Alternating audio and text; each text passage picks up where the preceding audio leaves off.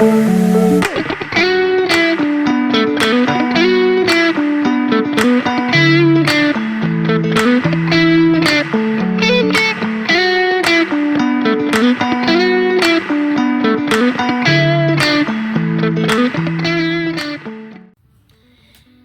you guys, and welcome back to the channel. If you're new, thank you for stopping by. If you're returning, hey y'all, hey, thank you guys so much for taking some time out of your day to stop by and spend some time with me.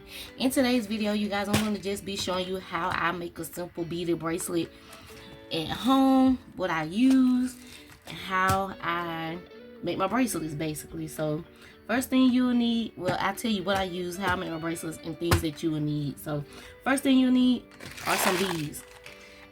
My preference are the 8mm beads because I like how they look. I like how they stand out. They're not too small, they're not too big, they're just right for me. And the whole size on the 8mm beads, they are ideal for pretty much, I think the string size that I use is 0.8, 0.5. They can fit the 0.8 string and the 0.5 string as well. And the hole on the 8mm beads, I think they're probably like 1 inch, I want to say. Not sure, but I can look it up and try to figure it out for you guys. I know that's not coming through clear, but it's big enough to fit 8 inch that 8cm string and 5cm string. So the string I have, it came in a kit that I got off of Amazon, but you could pretty much use any type of elastic string. And the elastic string that I have, this size right here, this is the 0.8. This is smaller than 0.5, but this is what I'll be using today. So what else do I use? I use measuring tape. I measure all of my beaded bracelets out to 7.5 or 7.5 or 7.5 inches on a measuring tape. If you don't have a measuring tape, that'll be fine as well. You can use an at-home ruler, like a school ruler, and just stop at the 7.5 mark on your ruler. That's the mark in between the 7 and the 8. It'll be 7.5. And I also had the sizes listed on my website. If you check us out over there on Etsy, you can check us out at lfgcustomsllc.etsy.com. And I also have the sizes listed on my website, showing like if you need different size bracelets. But I know the average size bracelet for like a medium, an average size is a 7 to 7.5. I think 7.5 is considered like an extra large. 7.5 is considered a large, and the 8 is considered an extra large. A 7 is considered average, and so I think it's 6.5 and 7 that's considered average. But I measure all of mine out to 7.5. And yeah, if you need anything different, if you need something smaller than 7.5, I do have the sizes listed on the website like I stated before. And the way that you take measurement, you guys, is so simple, it's so easy. You just take a string. Let me see. Can you give me that yarn right there? A prime example, you could take a string, you could take yarn, any type of string. Whoa. And you take the tip of the string, you start from the middle, start from the inside of your wrist, and you go around, or you could like put it like this, go around, and where the strings meet in the middle, that is your sizing. And the perfect size to go is like, I'm sorry, you couldn't see that. See, you take the string, measure from the inside of your wrist, wrap it around, and where the strings meet, that's where you have your measurement. You want to make sure that the string is not too tight, that the string is able to move around on your wrist. That way your bracelet sizing won't be too small as well. So wherever the string meets, you take it, you clip it there. Got my scissors.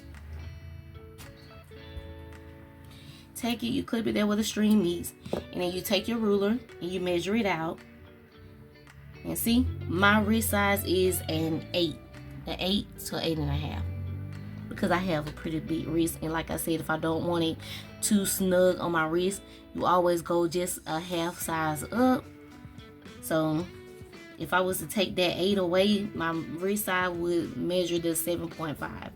Like I was saying, the average size that I do all of my bracelets in is 7.5, which gives you wiggle room, as you can see, to turn the bracelet. So my bracelet size is measured out to 7.5 to an 8. And that is how you take the measurement of your wrist for your bracelet size. But if you're doing these to sell, I recommend just doing 7.5 for 7.5 for all of your bracelets, so that way it can fit probably the average wrist. And if they need a size down, you know, you can list that in your website. You can list that as a preference. You could tell them, like I do on my website, to take their measurements if they need anything smaller than a 7.5 or 7.5 inch bracelet. So let's get into making it. Okay, as I was stating before, the supplies you will need your beads, and I put mine back up. Don't be right. You need your beads, your string, scissors, measuring tape or ruler, and that is pretty much it. So the way I start off, I leave my string on the spool. I put my spool all the way down to the end of the measuring tape, and I go a little past. I pull my string out past the 7.5 or the 7.5 mark on the ruler, because I want to give myself enough string to be able to tie a knot when it's time to tie a knot. So let's get into making the bracelet.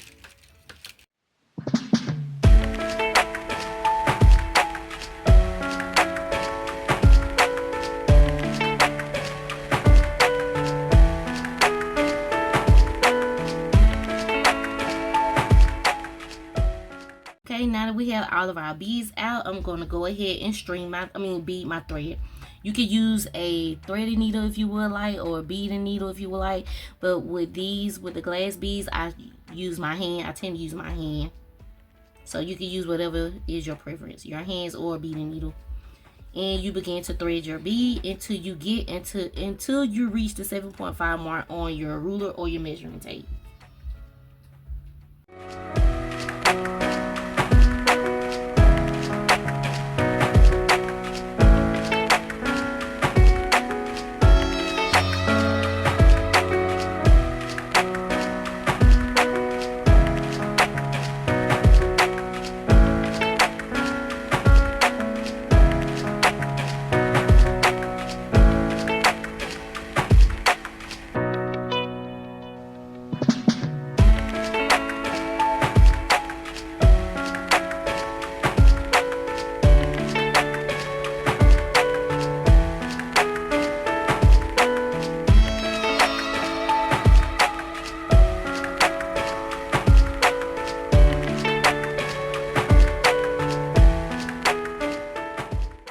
Okay, and as you guys can see, we have reached our 7.5 mark, or our 7.5 mark, and now we will go ahead and cut the string. I make sure I hold this end of the string, bring it down, and then I cut. Be careful not to cut yourself. So now, as you can see, we have enough thread to go ahead and make our knot. Okay, when it comes to your knot, make sure that you have both ends of your strings kind of even or even as you can get it. As you can see right there, we're going to take our knot, and the first knot we're going to do is a simple knot. We cross over and we bring it down. Don't pull too tight. I have a problem with pulling too tight. I'm pretty heavy-handed. If you pull too tight, you can risk breaking your string or breaking your thread, and you have to start all over again when it comes to elastic string or elastic cord. So be careful not to pull it too tight, but taut enough that you can get your beads to hold together. So the first knot is a simple knot, and the second knot we're going to do is called a surgical knot. Pretty simple. It's just like creating the first knot. You take it, you cross, but instead of going under once, you're going to go under twice. So that's the first loop, second loop, and if you can see it, not pretty sure you can, it kind of looks like a twist. I don't know if you can see that. My camera isn't doing justice. But if you get your string to kind of look like a twist, or two-string twist, that is a surgical knot, and you pull it down. And the surgical knot is the knot that keeps everything in place. The surgical knot is the knot that finishes it off. But if you want to be extra careful, like I do another single knot on top of the surgical knot. Pull it tight as I can, and that's it. After you create your knot, try to pull your knot down, not too tight because you don't want to break the string. After that, you stretch your bracelet, cut the ends off close to the knot as possible, but make sure you don't cut the knot so that your elastic cord won't come loose. The reason I don't go over 4 knots, because you have to hide your knot within the bead. And don't forget, the holes on the bead are not that big, and you have to make your knot kind of small, that way it can tuck inside of your bead and hide the knot on your bracelet. So we're going to go ahead and try to do that. Okay, once you have your knot inside of your bead, that is it. And you have a bracelet that is ready to sell and put up on your site. If you're selling them online or if you sell them in person, now you have a bracelet that is ready to be sold. And that is how I make my beaded bracelets. And that is it for today's video, you guys. I just wanted to come out here and just do a quick how-to video in case anybody was interested in this craft. If you wanted to try this craft for yourself or you wanted to try it as a business, I just wanted to share the way that I do it, and hopefully I shared some information that was helpful to you guys or something that can help you out along the way. So with that being said, if you weren't told on today, you're awesome, you matter, you're loved, God loves you, and you guys stay awesome, stay great, and God bless. If you're a business owner, make sure to shout your business out in the comment section down below. And as stated before, if you like what you see on this video, if you like the content that you have been watching so far after joining my channel or running across my channel, please be sure to hit that like button, hit the subscribe button, and turn on your notification bell so you can be notified the next time we drop a video. So yeah, that's it for today's video, you guys. I hope you guys learned something. I hope I was able to share some valuable information, so the next time that I do a craft and chill session, maybe we can craft bracelets together. Until then, see you guys in the next video. Bye.